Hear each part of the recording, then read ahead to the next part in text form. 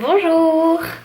Je suis heureuse de te retrouver dans cette vidéo pour te raconter quelque chose qui est en train de m'arriver et que j'ai vécu déjà 3 fois dans le passé sur ces 24 derniers mois il me semble.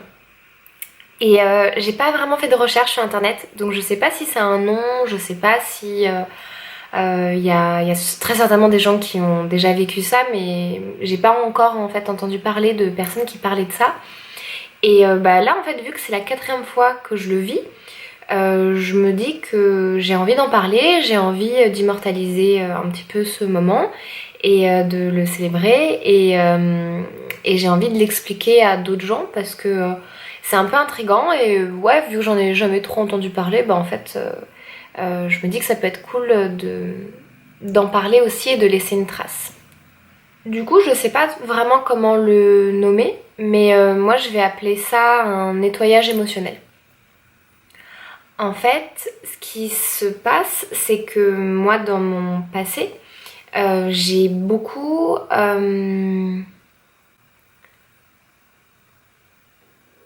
ravalé des émotions. Il y a beaucoup d'émotions que j'ai pas exprimées parce que je sentais pas que j'avais la place en fait de les exprimer. Donc il y a eu beaucoup de tristesse que j'ai pas réussi à sortir, que j'ai pas réussi à exprimer. Il y a eu aussi beaucoup de dégoût qui, comme c'est pas très socialement accepté de vivre du dégoût, je l'ai pas beaucoup exprimé en fait, par politesse. Et puis de la colère. Il y a beaucoup de colère que je n'ai pas exprimée parce que, encore une fois, je me sentais pas la capacité de l'exprimer parce que j'avais l'impression que ça n'avait pas sa place et comme je savais pas quoi en faire, du coup en fait je la ravalais. Et en fait j'ai l'impression que ces émotions, quand je les ai ravalées, en fait littéralement elles sont restées dans mon corps en fait. Et elles ont attendu patiemment de pouvoir sortir. Un jour, donc c'était en octobre 2019. Donc ça fait 1 an et demi. Parce que là, on est en février 2021. Donc il y a 1 an et demi à peu près, j'ai fait un jeûne de 5 jours. Et donc du coup, c'était un jeûne hydrique. Donc pendant 5 jours, je n'ai fait que boire de l'eau, me reposer, me détendre et ne pas manger. Et en fait, ça m'a mis dans un état physique d'extrême détente. Parce que moi aussi, ce qu'il faut savoir, c'est que j'ai un tempérament très nerveux. Et en fait, moi, je suis une petite boule de nerfs. Du coup, quand je suis en action, souvent, je suis beaucoup dans le stress, en fait. Et les nerfs tendus, tu vois. Et en fait, les jeûnes, moi, ça a été un super bon moyen de me détendre en fait. Parce que du coup, c'était 5 jours où je ne mangeais pas. Donc du coup, j'avais pas d'énergie. Je faisais pas rentrer de calories. Donc je faisais pas rentrer d'énergie dans mon corps. Donc du coup, en fait, c'était une très très bonne excuse en fait pour être au repos forcé. Et moi, j'avais du mal à vraiment être au repos. Donc les jeûnes, moi, ça m'a énormément aidé à bien me reposer. Et donc du coup, pendant cette phase de jeûne de 5 jours en octobre 2019, je me suis très très intensément détendue. J'ai fait quasiment que dormir ou rester dans mon lit à regarder des vidéos et lire des livres qui m'inspiraient. Et en fait, j'ai commencé à avoir... Mais c'est marrant parce que je les sentais presque physiquement en fait remonter. Donc j'avais des images qui remontaient de mes tripes, de mes intestins, et ça remontait. Et en fait, quand ça arrivait au niveau de ma bouche, tu vois, je revivais l'émotion que j'aurais aimé associer à cet événement. Donc pour être plus clair, par exemple, j'ai un exemple avec le dégoût. Par exemple, il y a des moments où en fait j'ai été dégoûtée par le corps des autres.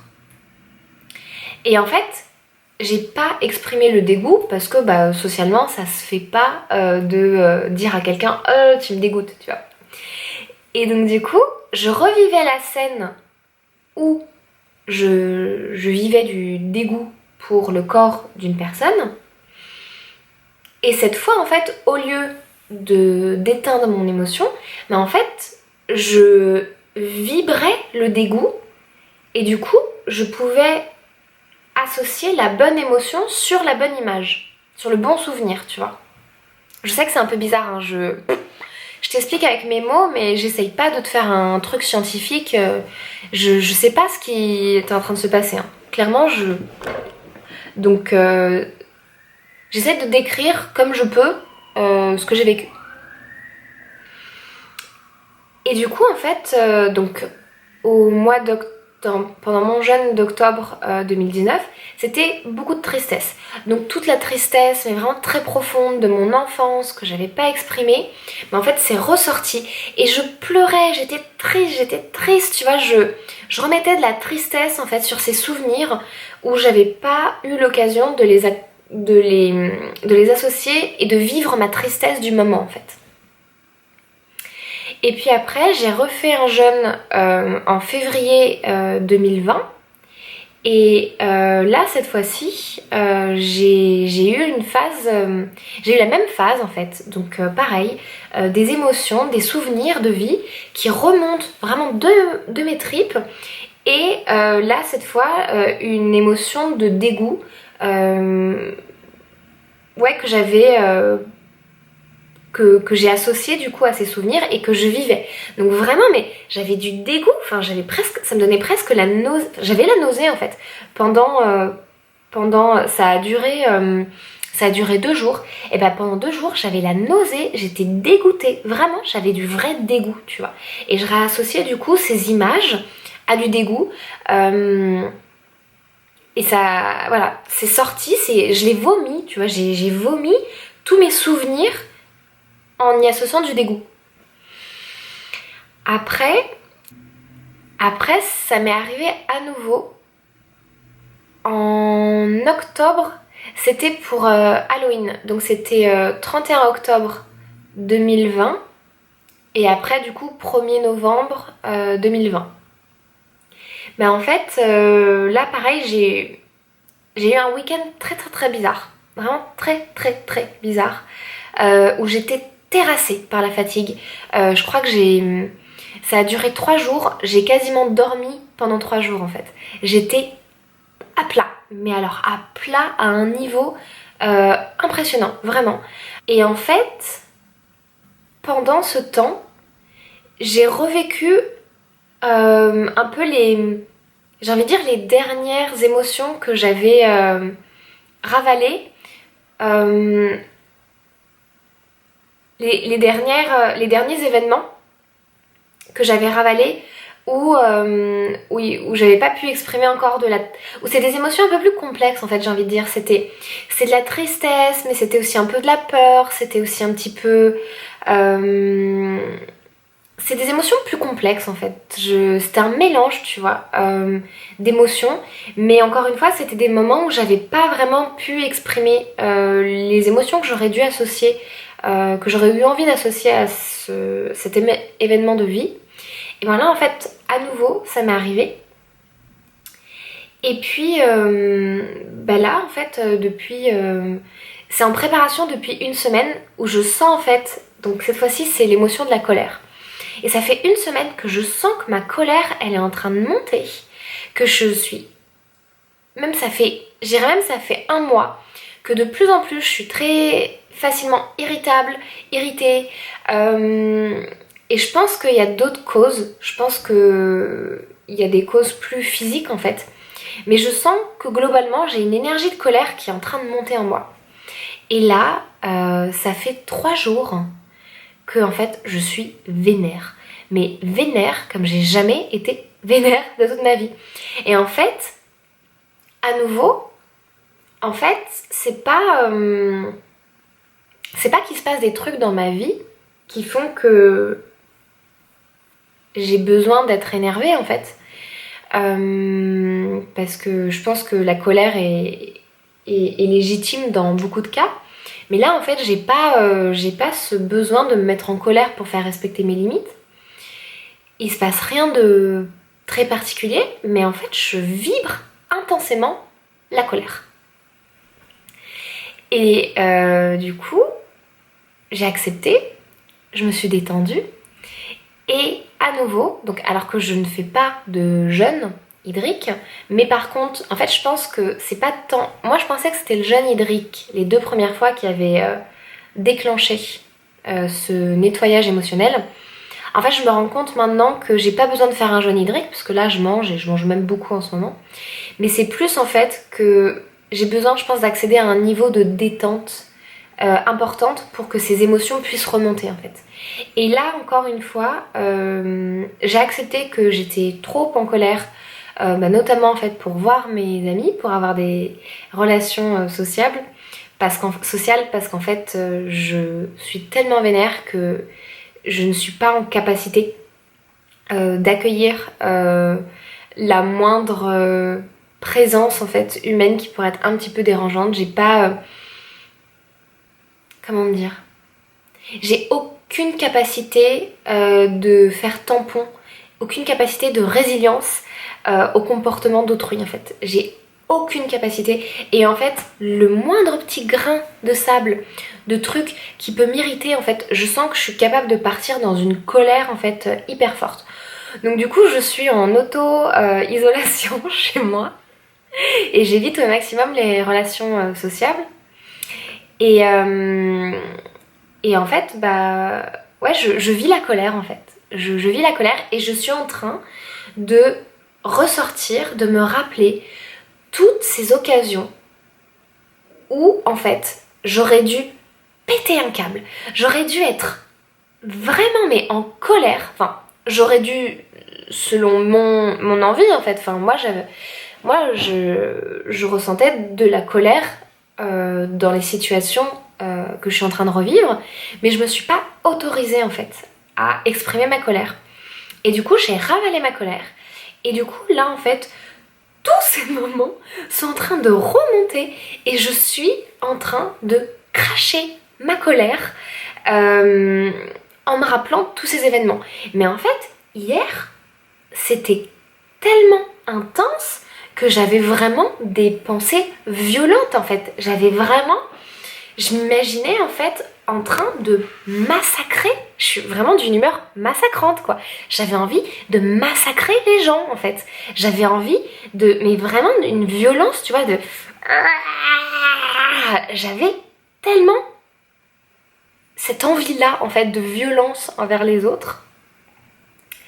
Et là encore aujourd'hui en fait quand je me suis réveillée, j'étais encore en colère en fait. Je suis encore vachement en colère. Et alors c'est pas en continu, c'est un peu par vague, tu vois. J'ai des vagues de colère et puis après en fait je suis pleine d'amour. Et après je rentre à nouveau dans une vague de colère et après à nouveau je suis apaisée. Et donc là en fait tout à l'heure donc j'exprime énormément ma colère.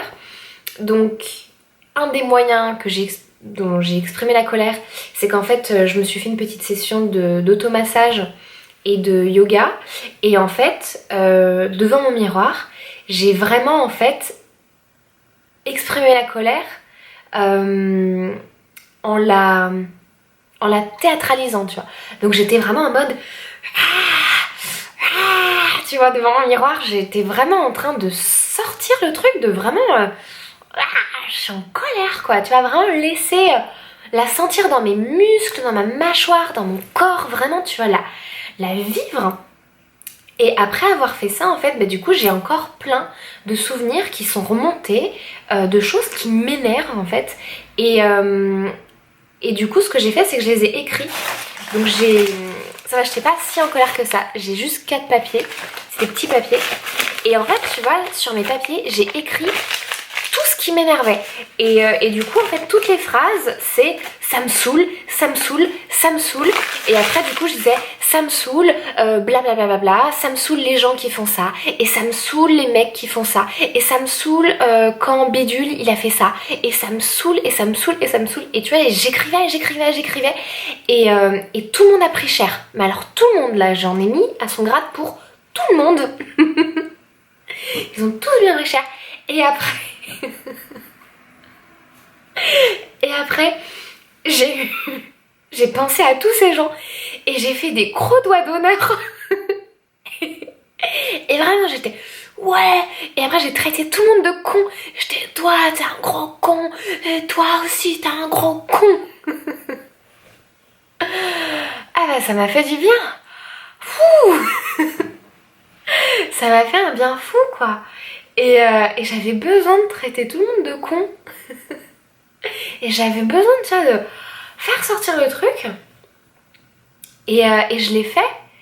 Et après du coup j'étais hyper détendue. Et du coup après bah, je me suis détendue quelques minutes, tu vois, je me suis calmée. Mais ça a été hyper facile en fait de me calmer. Tu vois, c'est pas comme quand tu t'énerves et qu'après pendant super longtemps, tu vois, tu restes dans un état un peu particulier où t'es encore un peu énervé. Non, non, moi j'étais juste en mode beau, cool. En fait, tu vois, c'est comme si j'ai pas vécu l'énervement, j'ai pas vécu la colère vraiment tant que ça dans mon corps. J'ai l'impression que je l'ai plus vécu énergétiquement en fait, tu vois. J'ai pas eu par exemple les symptômes physiques de la colère qui vont être le sang qui monte à la tête, l'impression de chaleur, j'ai pas eu ce pic d'adrénaline, j'ai pas eu le cœur qui a fait toum toum toum toum, tu vois. Mon corps il était plutôt calme en fait, mais énergétiquement j'étais vachement dans la colère. Est-ce que tu comprends? Moi là je crois que je suis au maximum des explications que je puisse te donner. Je comprends pas plus ce qui s'est passé en fait. Mais c'est vraiment ce que j'ai ressenti. C'est vraiment ouais, ce qui s'est passé en fait dans mon corps. Voilà. Et du coup c'est génial. Parce qu'en fait j'ai l'impression que ces émotions elles étaient encore présentes et que je les portais encore avec moi. Et là du coup je me sens plus légère. Je me sens plus en paix du coup de les avoir laissés sortir. Et j'ai un peu un regard attendri comme une maman, tu sais, qui voit son enfant qui depuis quelques jours est gronchon, tu vois, et que ça dure et que ça dure, et que l'enfant ne sait pas comment faire, comment gérer cette émotion, tu vois, qui est un peu gronchon, il est pas content. Et en fait, il y a un moment, il y a une grosse colère, ça pète, tu vois, vraiment en mode je suis pas content, je suis pas content, je suis pas content. Et ben tu vois, je m'imagine, alors j'ai pas d'enfant, donc c'est vraiment de la projection, de l'imagination pure, mais je m'imagine en tant que cette maman qui regarderait son enfant et qui voit que bon bah c'est bon, c'est sorti, tu vois, le truc là c'est sorti, ça fait une grosse crise de nerfs, mais au moins c'est sorti, et voilà, et l'enfant va pouvoir faire une bonne sieste parce que ça épuise les émotions, et se réveiller et être de bonne humeur. Ben moi j'ai vraiment cette impression, ouais, si je me dédouble entre guillemets, tu vois, j'ai vraiment un peu cette impression de je me regarde avec beaucoup d'amour, un amour un peu maternel, tu vois, de c'est bien, t'as laissé sortir tes émotions, tu les as libérées, et mes émotions, je les imagine un petit peu comme des petits oiseaux en cage, tu vois, ou comme des tigres.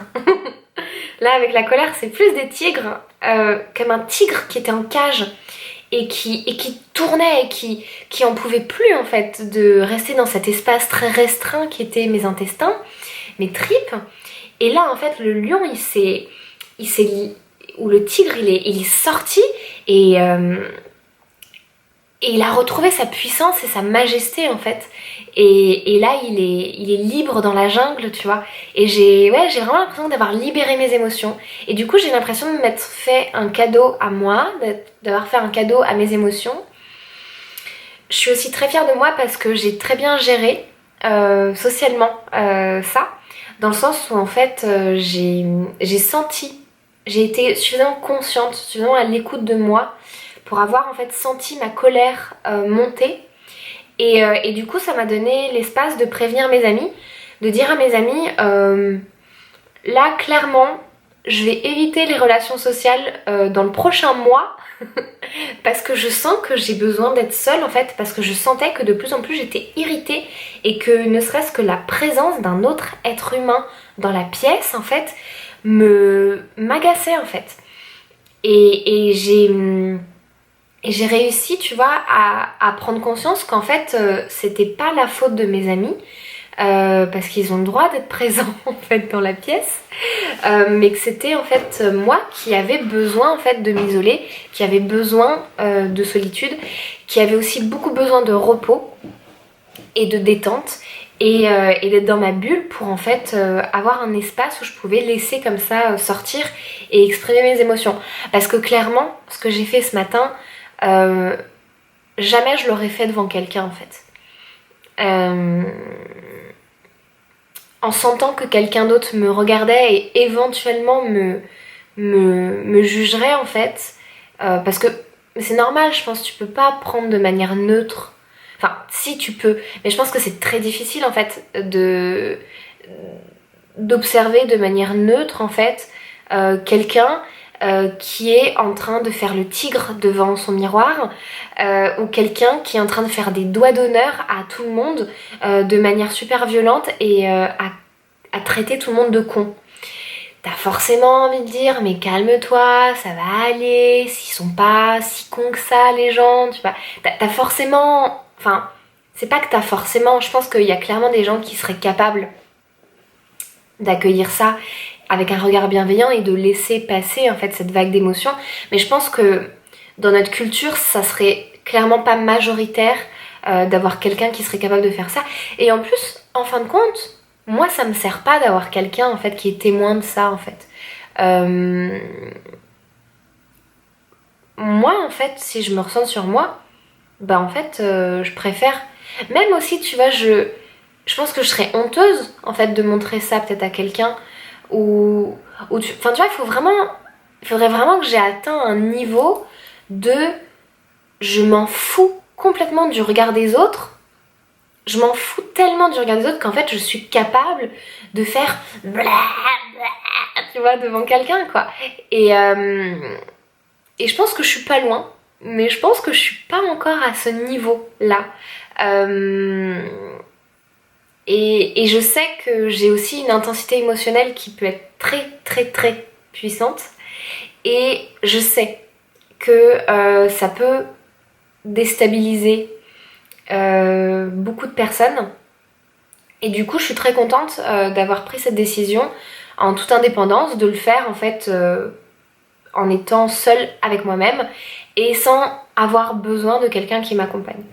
Après moi je te dis ça, c'est de mon point de vue, de mon récit d'expérience, mais en vrai moi j'aimerais bien qu'on ait des structures qui puissent accompagner les gens dans leurs émotions comme ça, comme une maman le ferait avec son enfant. Peut-être que ça existe, et ça existe sûrement, mais je pense que c'est encore très minoritaire. Et c'est vrai que j'ai vraiment le souhait que dans les années à venir en fait on donne plus de place et plus de gloire en fait à l'expression des émotions et toutes les émotions en fait qui existent, et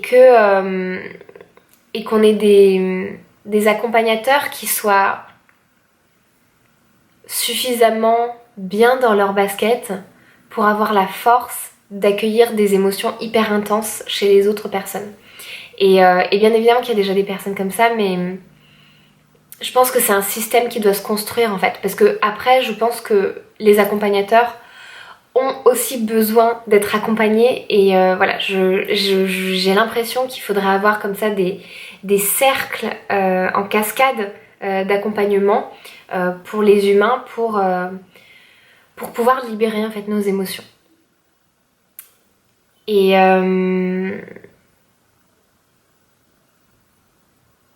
je pense que c'est tout pour cette vidéo. Merci de m'avoir écouté jusqu'au bout. Et j'espère que ça peut te servir, j'espère que ça peut t'inspirer, j'espère que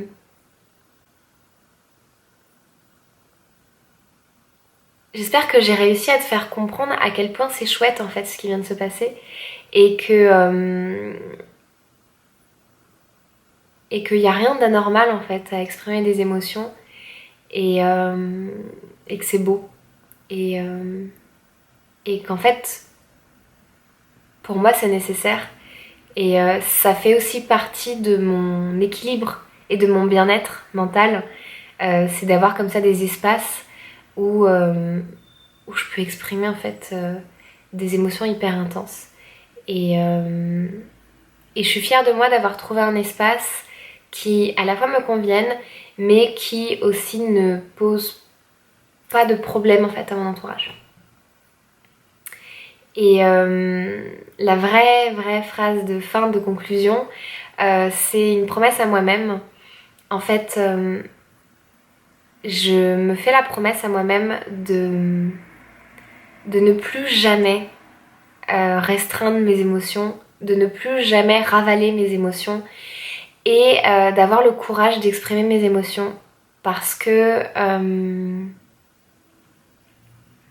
sinon en fait elles restent en moi et je pense que ça me fait pas du bien et après ça demande du travail et de l'énergie pour arriver à les faire sortir, donc autant gagner du temps et autant les exprimer et à moi de trouver un environnement suffisamment sain pour que je puisse exprimer mes émotions et à moi de trouver des moyens d'exprimer ces émotions sans que ça crée, sans que ça génère des troubles dans mes relations sociales. Mais j'ai vraiment ce souhait-là pour l'avenir. Voilà, je t'embrasse fort et à bientôt pour de nouvelles vidéos.